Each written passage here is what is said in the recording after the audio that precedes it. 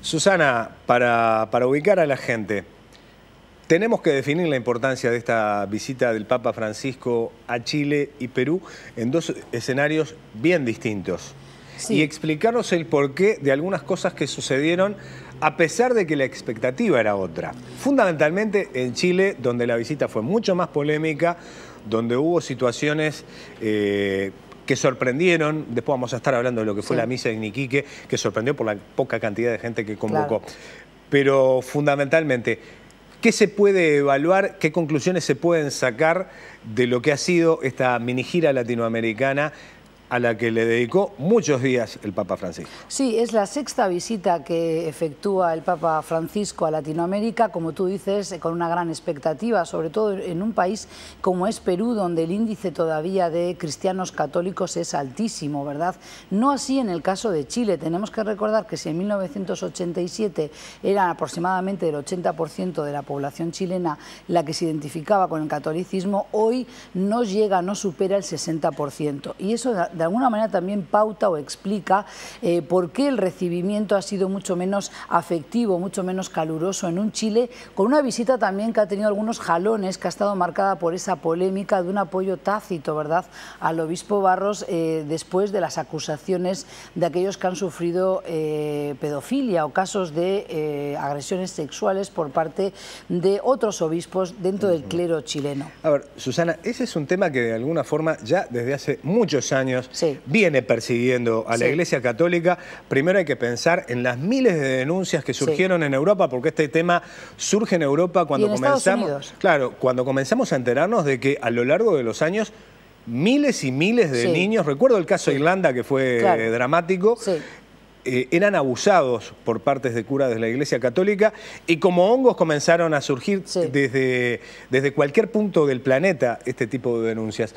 Es una situación que la Iglesia como tal no ha podido superar, que es un reclamo con el que se encuentra donde va. Exactamente, y por eso también quizás la visita de Chile ha sido o ha tenido otro carácter muy distinto a la de Perú, ¿verdad? Con distintos matices también. Apoyó evidentemente a los pueblos indígenas en ambos países. En el caso de Perú, el Papa Francisco hizo mención sobre todo a la violencia machista, ahora que se ha descubierto después en zonas amazónicas otra vez el tema de la minería, cómo eso atrae también todo lo que es un turismo, pero también un usufructo de lo que es el sexo con menores, pero con mujeres que muchas veces no dista de tener un trato justo y digno, así sean trabajadoras sexuales, ¿verdad? Entonces todo esto ha estado marcando esta visita, pero a mí me parece que es importante el matiz que hay una gran secularización de la sociedad chilena. Eso es algo a lo que apuntan algunos especialistas en temas del Vaticano cuando analizan esta visita a Chile, y yo creo que también se explica, por ejemplo, en el caso de España. O sea, España, que era el país de los reyes católicos, una España que ha sido siempre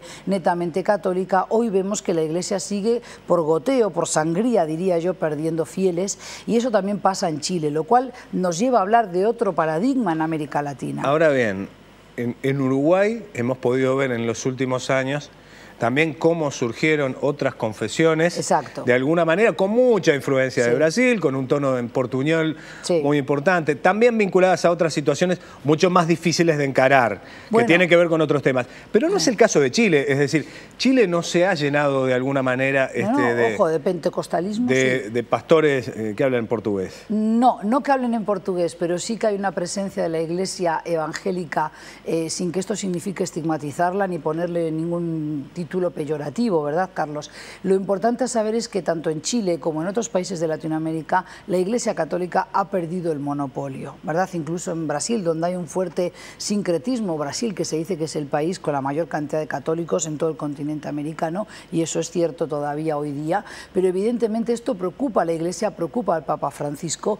Ahora bien, yo creo que esa secularización de la sociedad chilena, que no es la misma o no es el mismo grado que en Perú, ha quedado evidenciado en esta falta de cariño, de receptividad, también en una época, vamos a decir la verdad, estival, ¿verdad? Estamos en enero, también en Chile son vacaciones estivales, digamos, la gente sale. ¿Una mala idea hacer una misa bajo el sol de Iquique? Bueno, ha sido preparado concienzudamente, se supone que esto no queda librado a ningún tipo de detalle así que no se supiera de antemano, ¿verdad? Lo que sí creo es que no nos debemos quedar con solo solamente esa foto, sino que realmente es importante ver que al Papa Francisco le interesa tener ese contacto vivo con América Latina, pero recordemos que es un Papa también que está muy fuertemente involucrado en cuestiones políticas, por ejemplo, en Argentina. De ahí su rispidez en la relación con Macri, por ejemplo, o con Sebastián Piñera, a quien no quiso recibir, y esto parece que molestó en la esfera interna de los allegados a Piñera, pero claro, el propio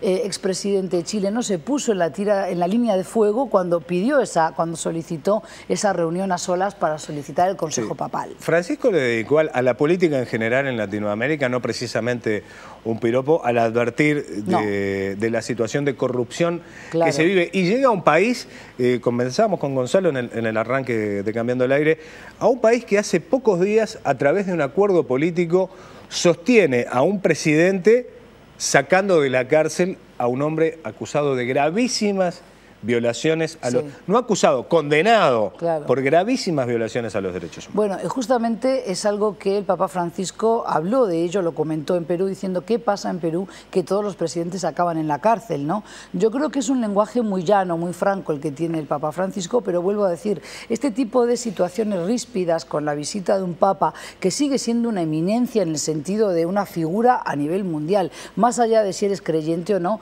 siempre las visitas de un Papa se siguen, no solo por aquellos que siguen temas del Vaticano, que es lo justo esperar, sino también por aquellos que son estadistas, que entienden que los papas ejercen esa tarea también de comunicar cuestiones a nivel internacional, en política internacional. Lo vimos con la visita del Papa, por ejemplo, a Myanmar, a la ex Birmania, ¿verdad? Defendiendo, sin nombrarlos al principio, pero defendiendo a los Rohingya. Sí, yo creo que el ejemplo más claro es el pontificado de Juan Pablo II, en donde toda acción de Juan Pablo II tenía una lectura de carácter político. Justamente se ha comparado lo que fue la salida al palacio, en el balcón del Palacio de la Moneda junto a Pinochet de Juan Pablo II y las imágenes ahora del Papa Francisco apoyando a este obispo Barros, al que él dice lo están calumniando. Si ustedes me demuestran y me dan pruebas de lo que están diciendo, que ha encubierto estos casos de pedofilia, de abusos sexuales, bueno, entonces ahí podría hablar de ello, pero ahora, por ahora,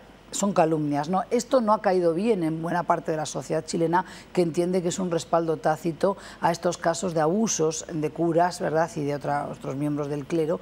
Entonces, bueno, esto es lo que no ha gustado de la visita a grandes rasgos del Papa Francisco, pero a mí me parece que sobre todo tenemos que poner el acento en esta cuestión de la secularización de sociedades que antes eran netamente católicas y que van dejando de serlo. De alguna manera México sigue siendo una especie de última línea, por decirlo de alguna manera. México y también Brasil, como decía antes, aquí en América Latina, sin duda. Muy bien.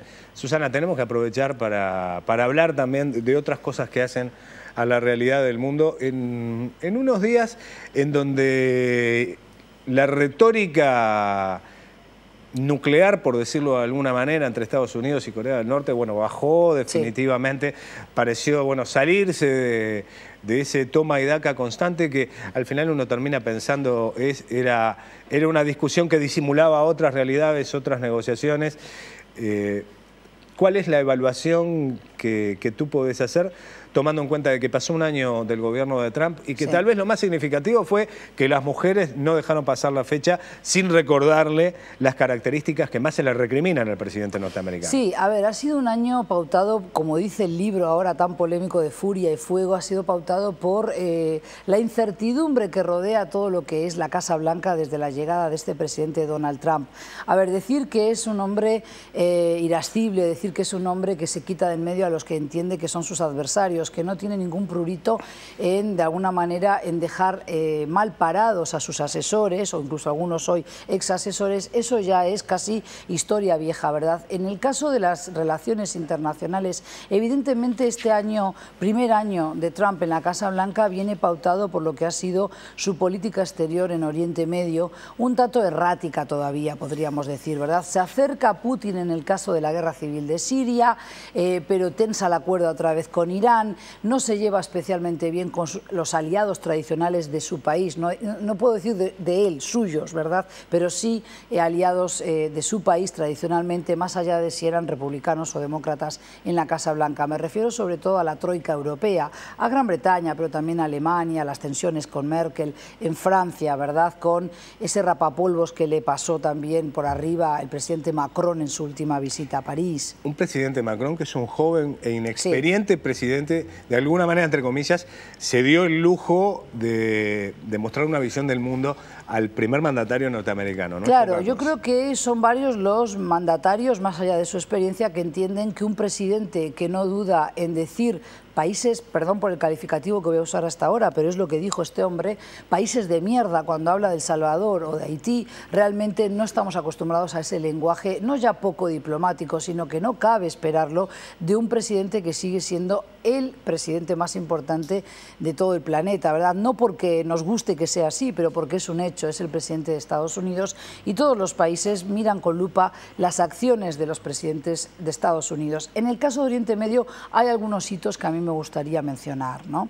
Empezando, por ejemplo, con la decisión de anunciar ese futuro traslado de la Embajada de Estados Unidos de Tel Aviv a Jerusalén, que fue efectuado el 6 de diciembre pasado, que evidentemente levantó toda una polvareda en lo que es Oriente Medio y que de alguna manera volvió a desestabilizar ya las calles de Cisjordania, de Jerusalén, sobre todo Jerusalén Este, el barrio donde habita la mayor cantidad de palestinos. Es decir, el conflicto palestino-israelí una vez más se volvió a teñir de violencia, de agravios, de desesperanza, también de frustración, sobre todo de los jóvenes palestinos que entienden que cada vez más están solos ante el mundo y que realmente, por más que haya resoluciones de Naciones Unidas, ya sea de la Asamblea General, del Consejo de Seguridad, y que de alguna manera llaman al orden al presidente Trump, realmente lo que tiene que pesar es que no hay una vuelta a la mesa de negociación. Eso es lo primero que hay que decir. Ahora bien, es el primer año de una gestión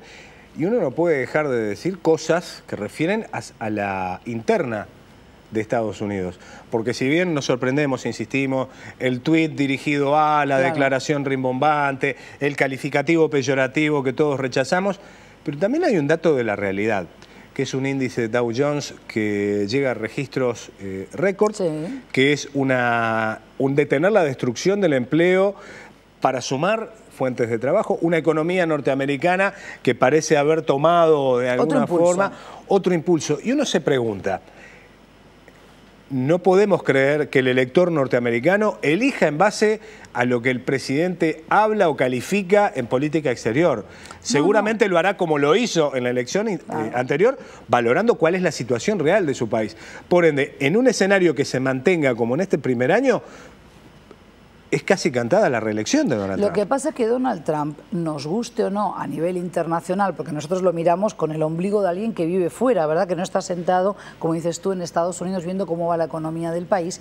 Evidentemente tenemos que entender que él apuesta duro, apuesta fuerte, es decir, es un presidente que dice yo cumplo con lo que prometo, voy a devolver la grandeza a América, no vamos a perder guerras, vamos a hacer que nuestros socios que exigen que les defendamos, que salgamos en defensa de Japón o de Corea del Sur, que paguen por ello, ¿verdad? Entonces, todo esto es lo que quiere oír una buena parte del electorado estadounidense. Eso quedó clarísimo con la elección, porque por algo la ganó, ¿verdad? Que no es muy alejado de por qué también algunos discursos de extrema derecha en Europa también hicieron peligrar, por ejemplo, la candidatura de Macron, recordemos, ¿verdad? Después, evidentemente, la cordura, el sentido común de los franceses, que Europa tiene otras circunstancias que no son exactamente las mismas a Estados Unidos, por más que muchas veces en los medios hablemos de Occidente como si fuera también una bolsa donde todo cabe, desde Costa Rica, Honduras, que es Occidente, también Argentina, Uruguay y por supuesto Escandinavia, y no es así. Después, como tú dices, hay que ir a lo micro, eso es a nivel macro. Ahora bien, a mí, como analista internacional,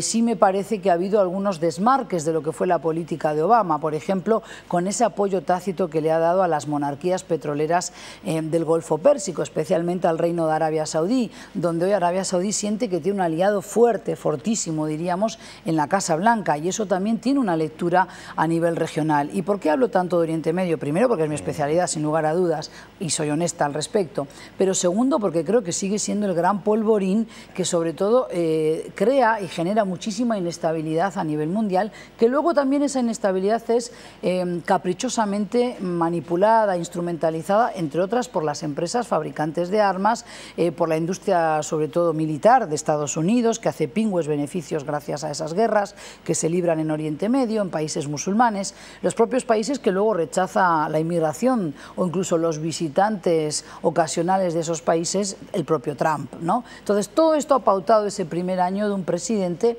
que, como dices tú, sigue surfeando, sigue navegando con bastantes apoyos internamente, no tanto a nivel internacional. Claro, ese complejo industrial militar que tiene Estados Unidos necesariamente tiene que tener un mercado. Sí, claro. Y ese mercado lo abren únicamente las guerras. Claro. Lo que pasa que, a ver, un presidente, y sobre todo cuando es de la talla de un presidente de Estados Unidos, no solo gobierna durante ese periodo, quizás ellos lo vean así, pero el legado que dejan puede perdurar muchos años más, ¿verdad? Porque las decisiones que toman son capitales e involucran a muchos millones de personas. Pensemos en la denominada primavera árabe. Exactamente. El apoyo a esa política que comenzó en Marruecos. En 2010 en Túnez. Claro, en Túnez, perdón. Pero también Marruecos muy claro, serio. O sea, estás en el Magreb, en el norte de África. Ahí está. Pero ¿en qué ha derivado? Claro, ¿en qué ha derivado? Y ahora estamos viendo un 2018 donde empieza a haber otra vez una apuesta fuerte al estatismo y a que los estados árabes vuelvan a tener una fortaleza. ¿Por qué? Porque se han visto enormemente debilitados por estos procesos de revuelta y revolución e incluso de contrarrevolución, como se dio en el caso de Egipto. Por eso es importante qué decisiones toma un presidente bastante errático como es Trump.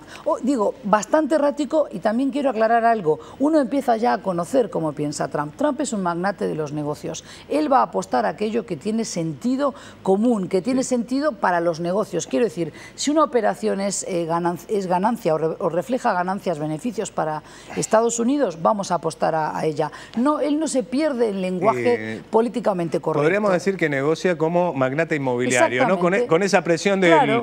Comprarlo ahora porque tengo 7 que me están ofertando. Claro. Es decir, con esa violencia que se da en este tipo de negocios. Y también con la agresividad de alguien que sabe, dice, ¿para qué voy a apoyar a estos grupos de rebeldes desde Chipre si ya la guerra está perdida? He decidido apostar a la visión que tiene Putin respecto del conflicto de Siria. No me interesa sacar al presidente al-Assad del poder, lo que me interesa es combatir al terrorismo, y si para ello tengo que apoyar a los saudíes porque me dicen que Irán es el cuco del terrorismo, es el que financia el terrorismo con sus satélites en la región, entonces vamos a apostar a ello. Ese tipo de política donde es cortoplacista, si se quiere, pero quiere un retorno fácil porque su electorado se lo exige.